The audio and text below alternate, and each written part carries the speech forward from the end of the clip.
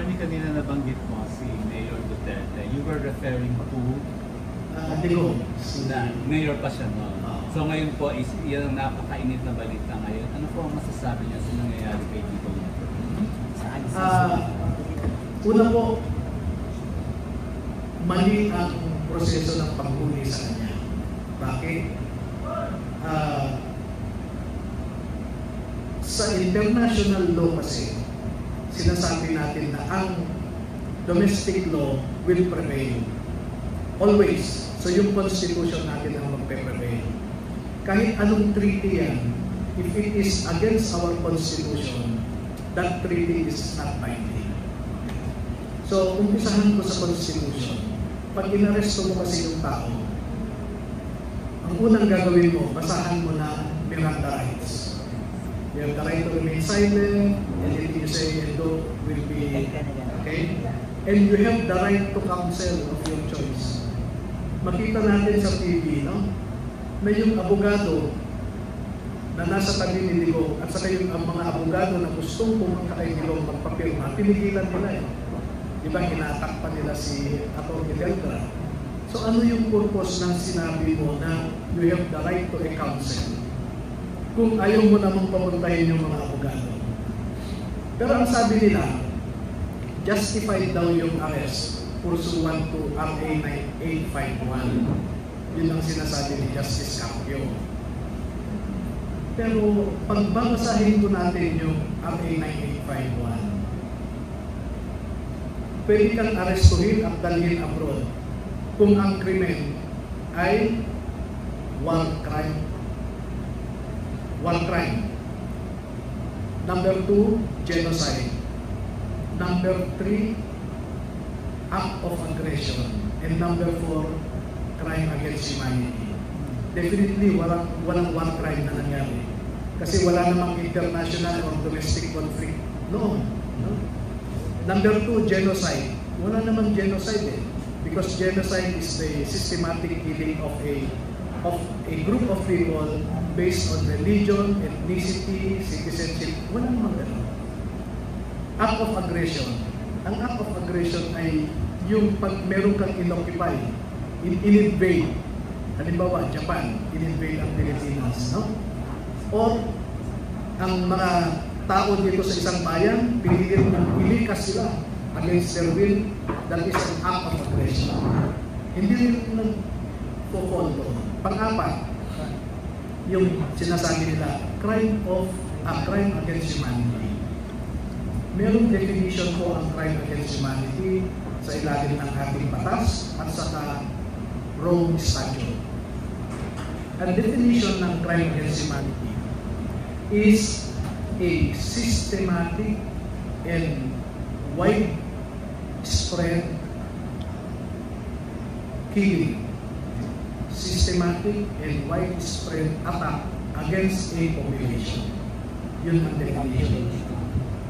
Doon sa war on drugs, wala namang systematic and widespread killing o widespread attack against the Filipino population.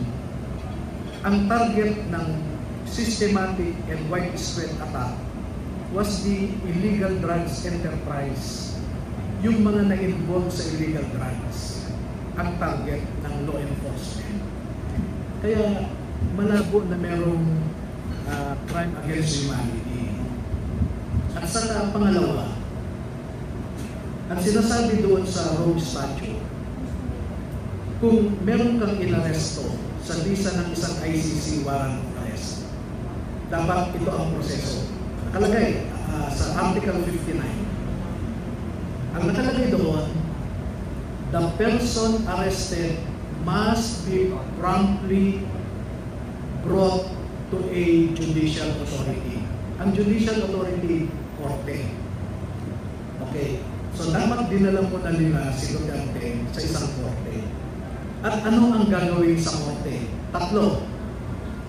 Unang gagawin ng korte is to ascertain the identity of the person arrested. So ikaw ba si Rodrigo Romuald Duterte? One. Number 2, the court will ensure that the arrest was in accordance with the legal processes of the custodial state sa Pilipinas. And number 3, dapat nirespeto ang karapatan nung inaresto. Okay? Eh hindi nangyari yun dahil hindi nila dinala sa korte. At yung pangatlo na nakalagay, for the court to make sure that the rights of the arrested person were observed or respected. Kasi makikita ninyo sa Rome Statute na yung inaresto, meron siyang karapatan na mag-file ng interim release. Inaresto siya, pwede siyang mag-file ng interim release. Ano ibig sabihin ng interim release? Pwede siyang ilagay muna sa isang bahay, house arrest, habang kino-contest niya yung warrant. Eh, hindi po nangyari yun. Ang isang nakita ko pa na depekto ay pag titingnan po ninyo sa Rome Statute, yung prosecutor, meron siyang power, motu proprio, to initiate an investigation. So yun ang nangyari dito. Na yung prosecutor mismo ang nag-initiate dahil pumunta doon si Trillanes, etc. Si Las Cañas, Matobato, tumulong din sina Secretary Taina. Pero ang obligasyon ng prosecutor ay mag-issue siya ng summons pag nag-investiga. Ang ibig sabihin ng summons, katulad dito sa atin, Duterte, may reklamo sa iyo dito.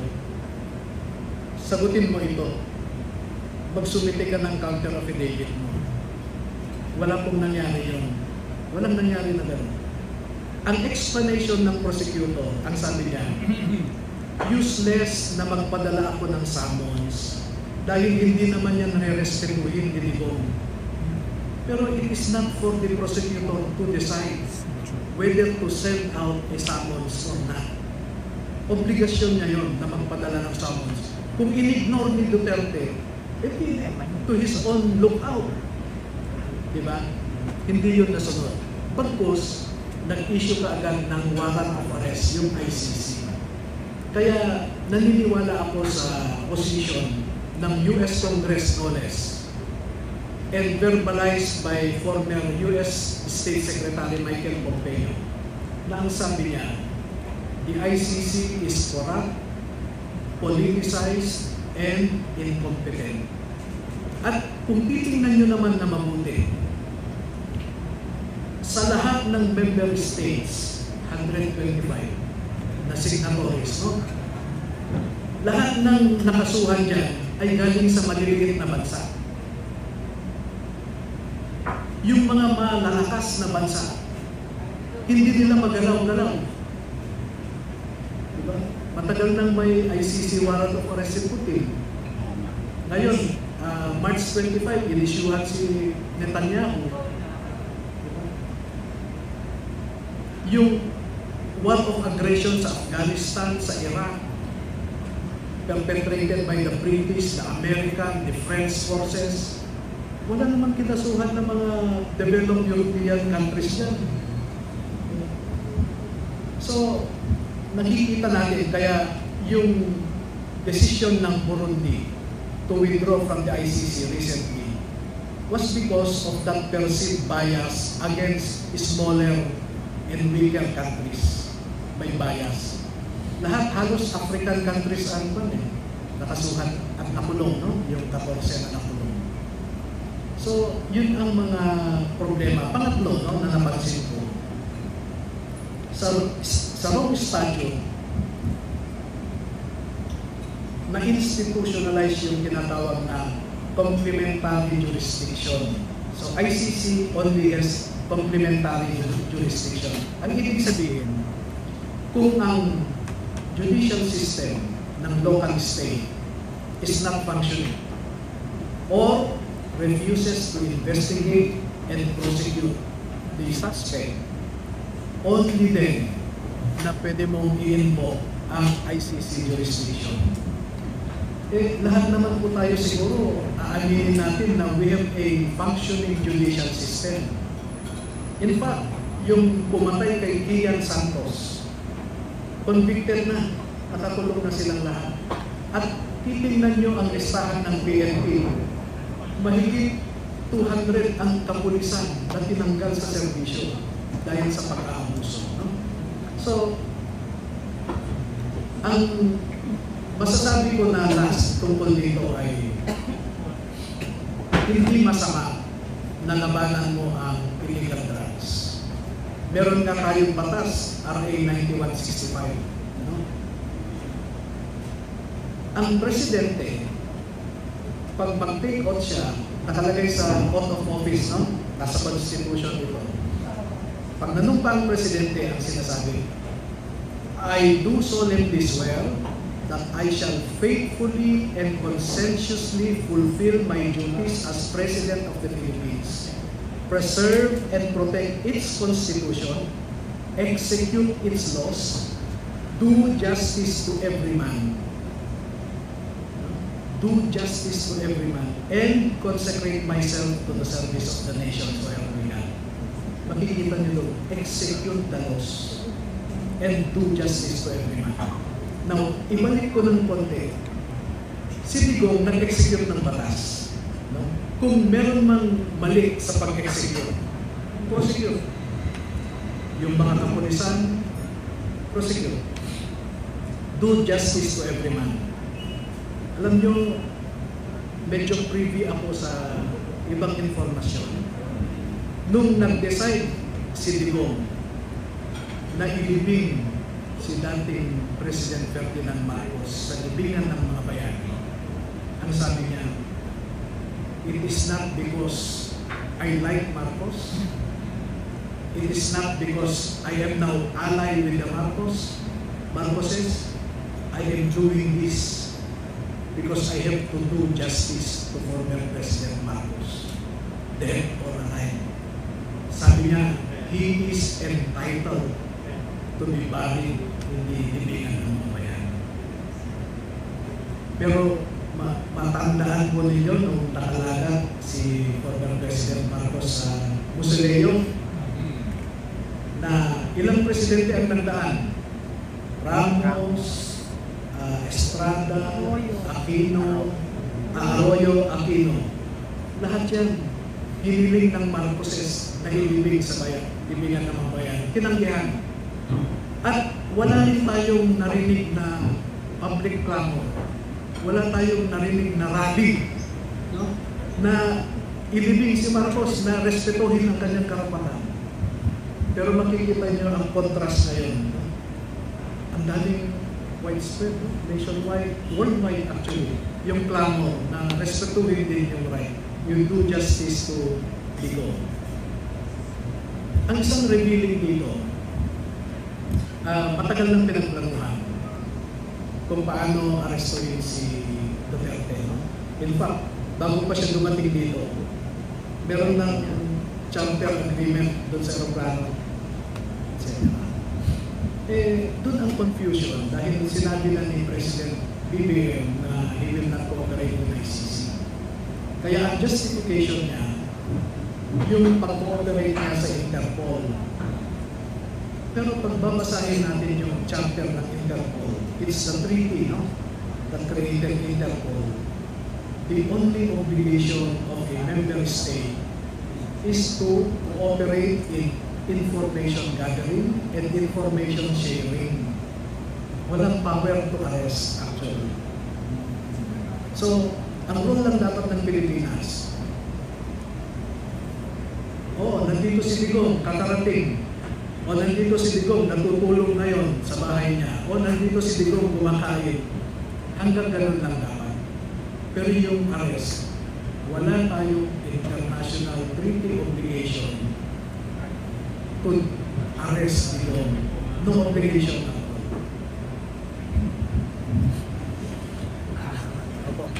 So, ang galing yung magsalita. Bakit hindi po sa Senado kayo tumakbo? Bakit po party list? Kasi aalis si attorney in a bit. So last question. Ayun. Ngayon muna nga, bakit sige. po hindi Senado tinakbuhan niyo? Bakit po party list? Ang political culture kasi ng Pilipino, tinitingnan nila yung sikat na, no? O yung nakaupo na dyan, o yung may kakayahan sa resources na makapaglagay ng streamer mula Apari hanggang Balong. Wala tayong resources na gano'n. Kaya tayo, dahil gusto nating magbigay ng tunay na serbisyo, nag-umpisa muna tayo sa ating sariling lugar na yung problema ng bansa ay nandoon din sa lugar natin. It is a microcosm of the national problem. Drugs, poverty, illiteracy, problem on access to free health services. Ang dami sa aming lugar na takot silang ipasok ang kanilang pasyente sa ospital dahil wala silang pambayad. Wala silang pambili ng gamot. Alam nyo, doon sa lugar namin sa Baybay, marami pang tao doon na may kinakain silang root crab, parang gabi ang itsura. Pero pag kinain mo yan poisonous, ang ginagawa, ini-slice nila ng maninipis, nilalagay sa sako. Isang gabi na nilalagay sa river na may tuloy-tuloy na agos para matanggal yung poison. And then, natatanggal. Kinakain nila. Kaya, tapos ang solusyon na naiisip ng gobyerno is ayuda. Ang ayuda is the worst form of government program because you will just encourage dependency. Ang kasabihan nga natin sa Biblia, teach the people how to fish. Don't just give them fish. But when you become congressman, will you give ayuda also? Alam niyo po, kung meron mang pondo sa ayuda, pwede natin hilingin, i-convert ito sa ibang programa. Food security, ang gusto natin isulong, magkaroon ng barangay food center kada baryo. At yung barangay mismo, barangay officials, ang bibili ng produkto ng mga magsasaka. Halimbawa, palay. Alam niyo po ang mga magsasaka natin sa palay, no? Pag umuulan, hindi may bilang yung palay nila, binibenta nila ng 10 piso kada kilo. Pag naibilan nila, 16 pesos kada kilo. Bibilhin yan ng mga rice trader, tapos ibebenta ng 40 pesos ang 1 kilo. Pwedeng gawin ng gobyerno na siya ang bumili ng palay sa presyo na magbibigay ng desenteng pamumuhay sa ating mga magsasaka. Ang isang magandang halimbawa, ginawa na nila sa Davao Sur. Davao, kay Governor Chumahin. Ano ang ginawa niya? Pag-upo niya bilang gobernador, tinigil niya ang pamimili ng rice traders ng palay. Ang bumili yung probinsya. Ang probinsya ang nagbilad, ang naggiling, at binenta nila ng mura sa mga tao. Kasi tingnan po ninyo, kailangan mo ng 1.4 kilos of palay para makagawa ka ng 1 kilo na bigas.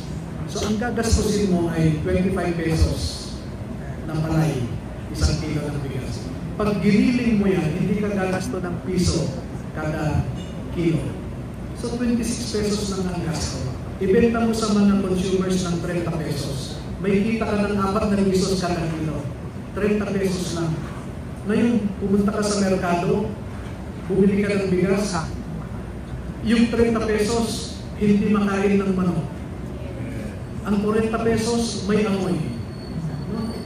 Pero kayang isolve ng ating bansa yung rice shortage at saka yung presyo ng bigas. We put up a food center in every barangay. Bigay mo ang pondo sa barangay officials, lahat ng palay, bilhin nila. Ibenta sa mga tao sa barangay. In that case also, pag may kalamidad, hindi na tayo kailangan magkintay ng DSW sa national, donation, etc. Kasi pre-deployed na ang food sa barangay. Sir, mag-photo outdoor tayo. Sige po. Tapos mamaya kasama si Ma'am.